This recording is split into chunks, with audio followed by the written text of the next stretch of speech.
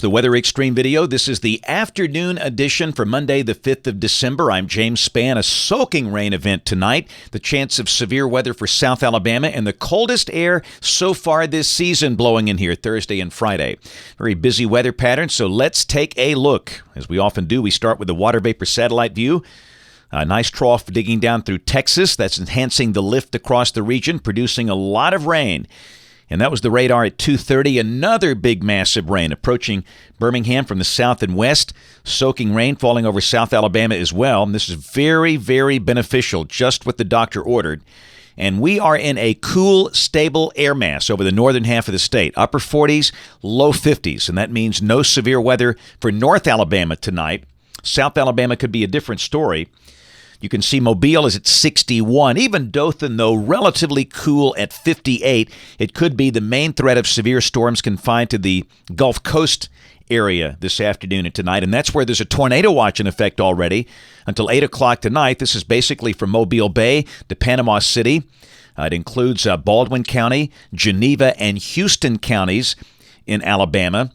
But again, with all that rain, I'd say the odds of severe weather, even for Montgomery and Auburn and Selma and Greenville and Luverne, looking relatively low at this point. Still, there's a risk of severe weather. This is the convective outlook for the rest of this afternoon and tonight. The standard slight risk, the areas in yellow, south of a line from Grove Hill to Fort Deposit to Phoenix City. A marginal risk as far north as Calera. But again, with all of this rain and cool, stable air, the odds of any severe weather over north and central Alabama at this point look small. The main concern will stay well down to the south.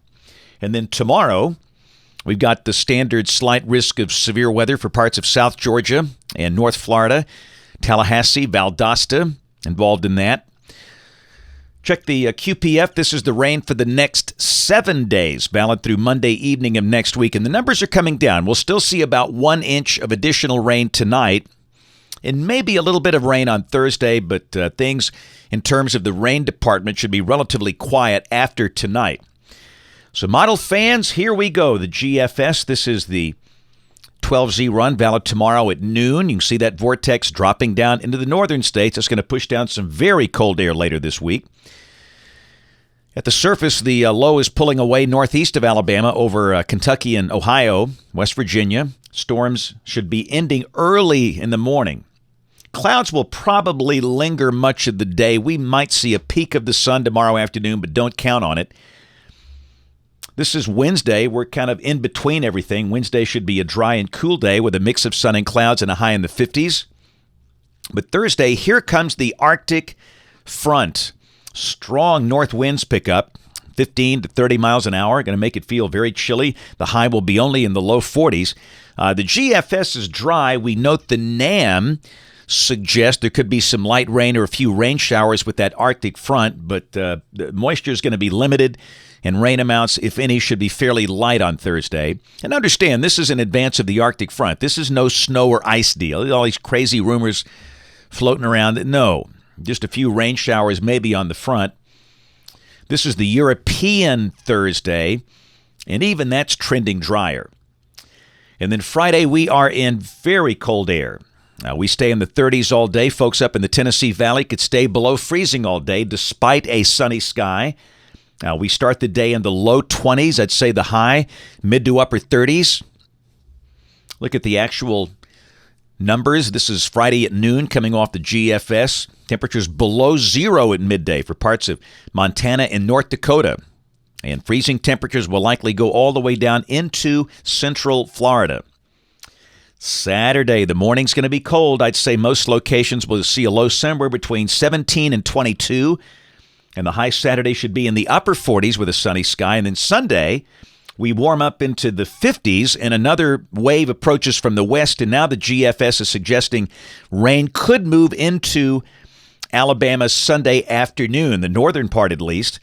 This is Sunday night at midnight, suggesting a chance of light rain. This won't be a big rain event, but it looks like we'll need to mention a chance of rain as the weekend wraps up. And this is Monday, a week from today, another vortex beginning to drop south out of Canada and another surge of cold air building.